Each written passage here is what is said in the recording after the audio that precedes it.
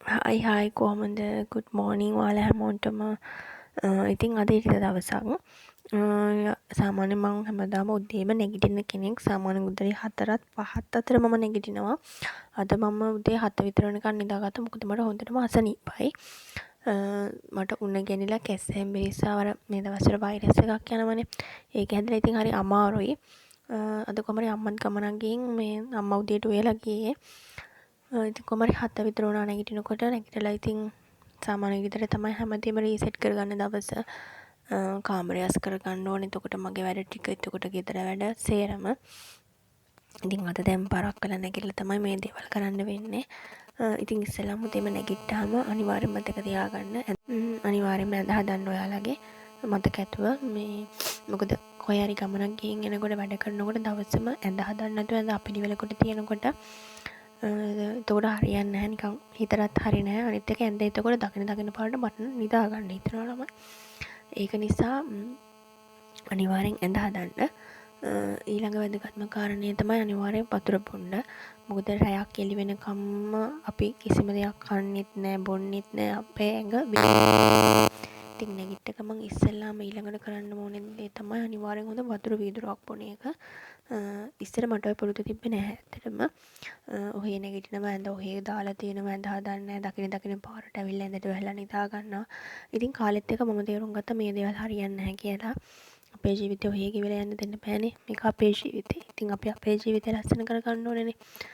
ඒ හින්දා අනිවාර්යෙන් මම දැන් නැගිට ගමන් කරනවා. ඉතින් ඒක නිසා මම දැන් කරන්නේ ඉස්සෙල්ලාම නැගිට ගමන් ඇඳ හදනවා. ඊට පස්සේ මගේ ඔළුව පීර ගන්නවා. අනිවාර්යෙන් හොඳ වතුර වීදුරුවක් බොනවා. ඒව තමයි මම ඉස්සෙල්ලාම කරන්නේ. අද උදේ අවුව පායලා වගේ තිබ්බා උනාට දවල් වෙනකොට වහින්නත් ගත්තා ආය අවුව පායනවා වහිනවා එහෙම දවසක් එහෙම දවස්වල කොහමද ඉතින් ටිකක් වැඩ කරගන්නත් කම්මැලිනේ ඉතින් අද බලමු මොකද වෙන්නේ කියලා විදියට තමයි ඕම් පේනනේ තව ටිකක් වෙනකොට හොඳටම හිර පායලා ඕම් තමයි පේන්නේ ඔයාලට පේනවා ඇති අපේ ගේ වටේම කුඹුරු යායකුත් තියෙනවා ඉතින් හරි ලස්සනයි පරිසරය මේ මිදුලතු ගන්න දැන් තමයි අර ඉර එළියට ළමයි මේ වෙනද වගේ නෙවෙයි හරි අමාරුයි අතු ගන්න වෙනදාට උදේ 7 විතර වෙනකොට මේ මං අතු ගාලා ඉවර කරනවනේ හැබැයි මේ දවසේ ටිකක් පාරක් වුණ නිසා මට හරි අමාරු වුණා අතු ගන්න ඇත්තටම මේ ඉතින් ඔහොම තමයි ඉතින් ඔයාලගේ ඉරිදා දවස කොහොමද ගෙවෙන්නේ ඔයාලගේ ඉරිදා දවස කොහොමද ගෙවෙන්නේ කියලා අනිවාර්යෙන් කමෙන්ට් එකක් දාන්න යන්න අද දැන් නාන්නම් කියලා හිතන් ඉන්නවා කොණ්ඩෙට පැක් එකක් දාන්නම් කියලා එතකොට ෆේෂියල් එකක් දාන්නම් කියලා හිතන් ඉන්නවා හැබැයි මේ දින විදිහත් එක්ක මං හිතන්නේ මට මොකුත් කරගන්න පුළුවන් වෙයි කියලා මොකද මිදුළු ටිකක් අතු ගන්නකොට මගේ ඇඟට ආයෙත් අර උණ ගතිය වගේ එන්න ගත්තා ඉතින් නාන්න ගියොත් වැඩි වෙයි කියලා මට හිතෙනවා මේ තව දෙයක් කියන්න ඕනේ මං කකුල් බැඳගෙන ඉන්නේ ඇයි කියලා මේ කියන්නම් මොකද මේ මිදුළු අතු ගන්නකොට මේ අර නියපොතු දෙපැත්තට මේ වැලි ගියාම මගේ නියපොතු සවුත්තු වෙනවා. ඊට පස්සේ මේ නියපොතු සවුත්තු වෙලා පැසවල හරි අමාරුයි. ඒ හින්දා මම වැලි යන්නේ නැති විදිහට ඔය විදිහට shopping දෙකක් හරි එහෙම නැත්නම් සපත්තු දෙකක් දා ගන්නවා. සපත්තු නැති වෙලාවටම shopping එකක් තමයි මම පාවිච්චි කරන්නේ. ඒකෙන් අවුලක් නැහැ shape. අකුල එතකොට පැසවන්නේ නැහැ. ඊට පස්සේ කන්න හදන්නේ උදේ අම්මා උයලා ගිහින් තිබ්බේ.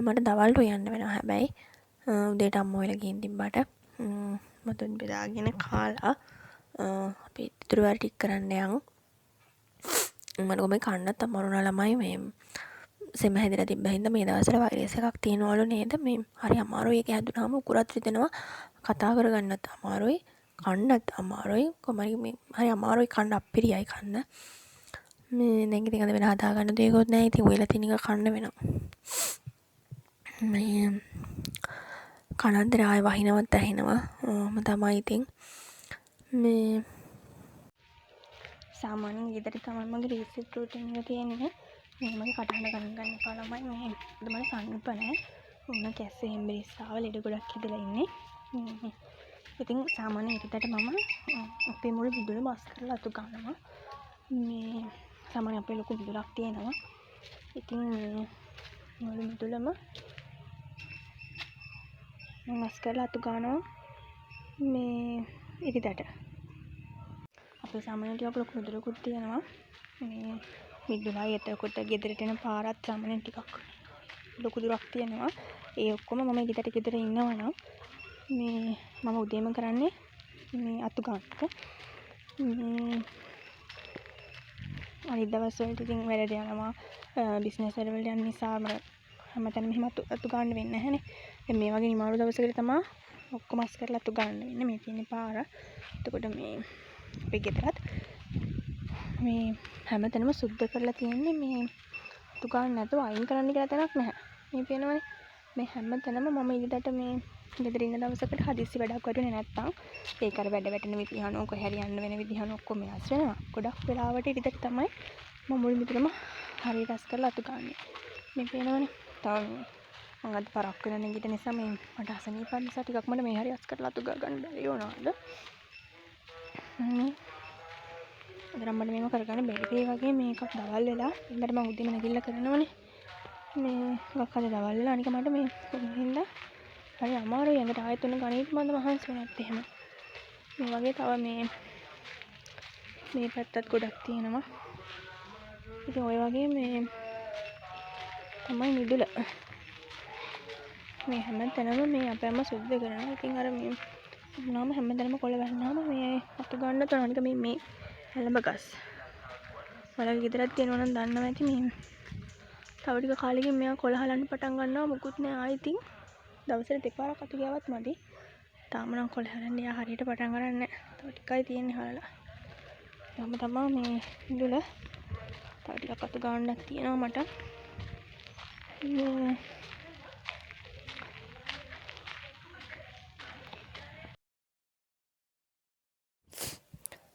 දැන් වැඩ ටික ඔක්කොම ඉවර කරලා දවල්ට යන්න හදන්නේ. මොකද අම්මා උදේට විතරනේ වෙලා ගිහින් තිබ්බේ. ඉතින් අපි යන්න පිහන් රෙදි හොදන්න වතුර ගන්න ලිඳකින් ඇත්තටම නාන්න වතුර ගන්න ටැප් ලයින් එක තියෙනවා. මේ විදිහට ලිඳකින් තමයි ගන්නෙ. ළමයි අසනීප මොන අමාරුව තිබුණත් පුළුවන් තරම් උදේ නැගිටින්න. මම දැන් අද උදේ 7 විතර වෙනකන් නිදාගත්ත නිසා මට මේ වැඩ ගොඩ ගිහලා කරගන්න. මොකද ඉතින් රෙදි හොදන්න තියෙනවා, කාමරය අස් කරන්න තියෙනවා. එක වැඩක් නෙවෙයි. ගෙදර වැඩත් එක්ක ඉතින් හරි අමාරුයි. අද ටිකක් දවල් වෙනකන් නිදාගත්ත හින්දා දැන් මට මගේ වැඩ ටික කරගන්න හොඳටම ටයිම් මැදි වෙලා තියෙන්නේ. දැන් මේ වෙනකොට නම් මං ගේ මිදුල ඔක්කොම අත ගෑවා. ගේත් අස් කරලා අත ගෑවා. හැබැයි තව වැඩ ගොඩක් තියෙනවා. දැන් මම අද කරන්න හිටපු වැඩ වලින් නානික කරන්න නැහැ අද. මොකද මට ටිකක් අමාරු නිසා. නාන්න ගියොත් එහෙම ඊට පස්සේ සෙම හොදටම වැඩි වෙලා වැඩට යන්නත් බැරුව ටිකක් අමාරු වෙයි මට හිතෙනවා. ඒක නිසා නානික කරන්නේ නැහැ. කොහොමත් ඔලුවට හෙයා පැක් එකක් දාන්න ඉතින් හිටියා කොණ්ඩෙට මුරුංගා කොළ වලින්. ඒක කරන්න වෙන්නේ නැහැ. මොනොත් අවශ්‍ය ලැඟ හොදගෙන තමයි ඉන්න වෙන්නේ.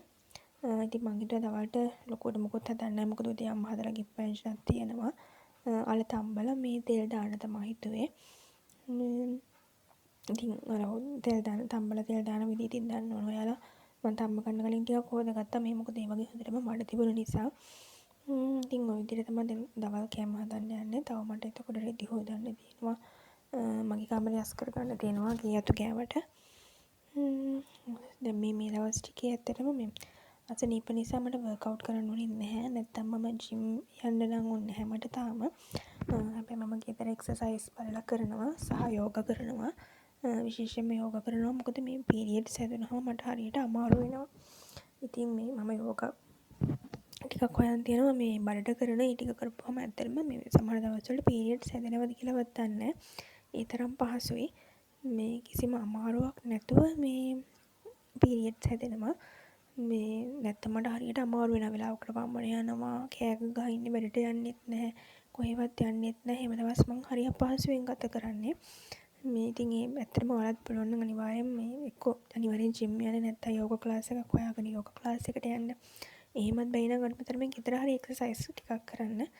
මේ නැත්තම් යෝගා දවසක් කියලා දවසක් වගේ හරි අඩුම තරමේ බස් එකේ යන්න තියෙන ටික දුරක් බහැලා පයින් හරි යන්න. ඔයාලට පේනවා ඇතිනේ අපේ අලුත් ජෙනරේෂන් එකේ අය ඇත්තටම ලෙඩ ගොඩක් වැඩි. අපි කන්නේම තනිකර පසවිසනේ. ඒ නිසා ඉතින් පුළුවන් තරම් මේ අනිවාර්යෙන් හෙල්ති කෑම බීම කාලා වර්ක්අවුට් කරන්න බලන්න. නැත්තම් හරි අමාරුයි ළමයි. අපි මේ අපේ ආච්චිලා සීයලා අම්මලා තාත්තලාත් එක්ක බලද්දි ඇත්තටම අපිට වැඩක් කරන්න අමාරුයි. දැන් අද මට ඇත්තටම මේ දැන් අපේ මිදුල ටිකක් ලොකුයිනේ. ඒකවත් අතු ගා ගන්න හරි අමාරුයි. උන නිසා වෙන්නත් ඇති.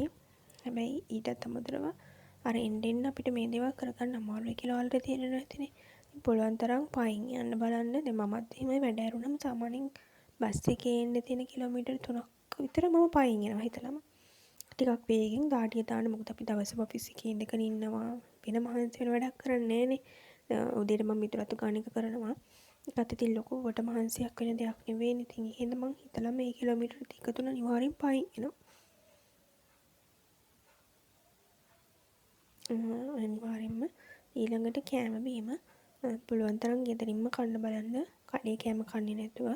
මමත් කාලයක් ඔය වෙලා හිටියා ගෙදර වෙන බත් එක අරන් යන්නෙත් නෑ. ගෙදරින් කාලා යන්නෙත් නෑ.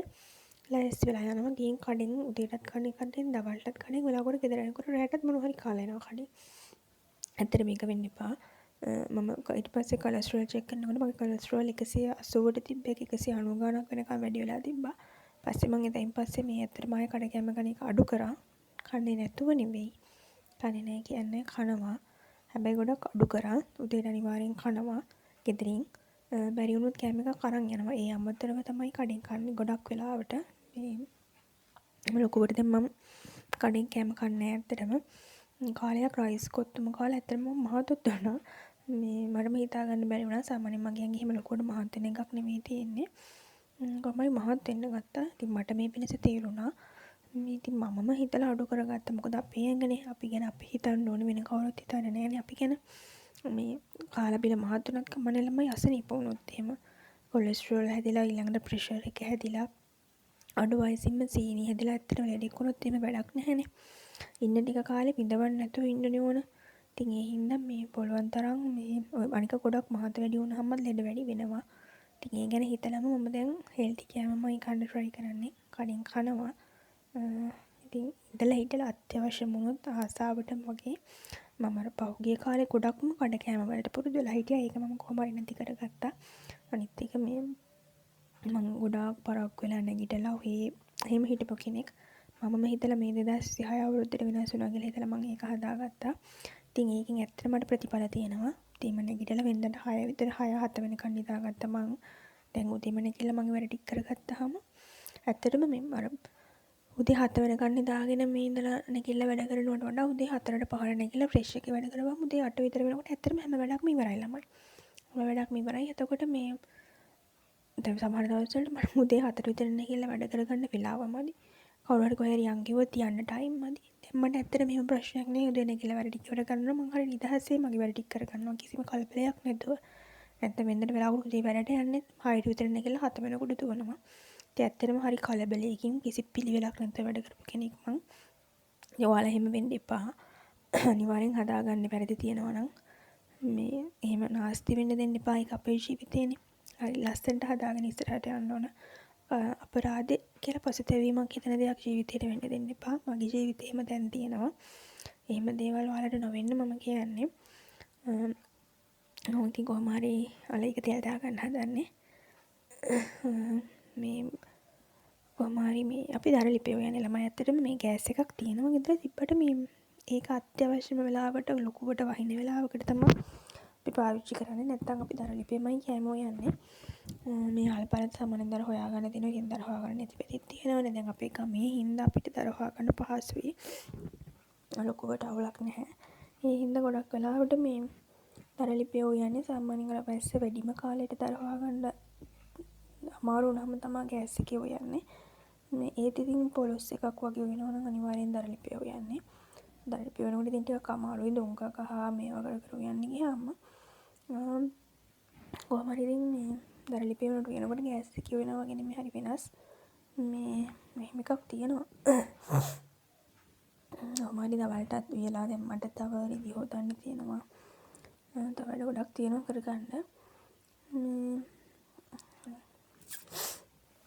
ඇත්තටම දවල්ට ඔය ඉවරනකොට මෙන් ආයෙ හයියෙන් වහින්න පටන් ගත්තා. මං හිතාගෙන හිටියේ මේ තව රෙදි ටිකක් තියෙනවා හොදලා දාන්නම් කියලා වේලෙන්න. මට පේන්නේ අද ඒක නම් කරගන්න වෙන්නේ නැහැ වගේ හයියෙන්ම වහිනවා මේ. උදේ වැස්සට දවල් වෙනකොට ආයෙ හොදටම අවුව පායලා තිබ්බා. ඇත්තටම මේ පෙබරවාරි සාමාන්‍යයෙන් වහින කාලෙකුත් නෙවෙයි නේද මේ බලන්න පහස්. ඒකට හොඳට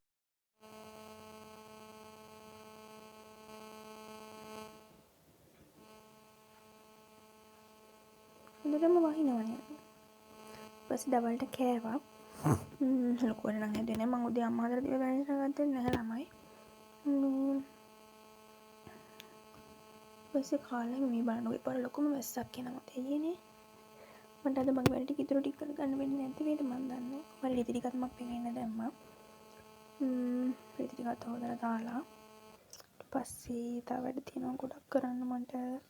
බලමු අද මොකද වෙන්නේ කියලා. මට කරගන්න පුළුවන් වේද කොහමද කියලා බලමු අපි. බලන්නකො මේ අයියම බහලා හැමදාම වතුරත් එක්ක එකතු වෙලා තියෙන්නේ.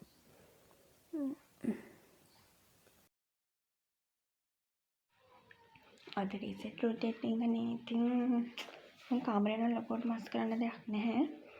මම කාමරේ පිළිවෙලකට තියන් හිටියා මේ දවස් ටිකේම. පොඩ්ඩක් අස් කරන්න තියෙනවා. මම ලොකු මවුලක් කරන්න මෙතන මෙතන මේසේ චුට්ටක් අවුල් කහ දාන්න ඕන. ඒක තමයි කරන්න තියෙන්නේ. දැන් ගේ අතු ගන්න ඕනේ. උදේ පාර දෙන්න දැන් හරියට වහිනවා. සැරේ අඳුරු කරලා මං හිතන්නේ අද පොය හින්දාද කොහෙන. ඉස්සෙල්ලා හොඳටම දැස්සා. දැන් ඔය අහස පැහැදිලි වෙලා තියෙනවා.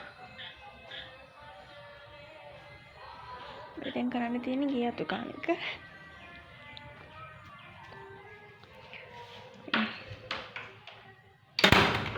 එහෙනම් අපි ගේ අතු ගන්න පටන් ගමු.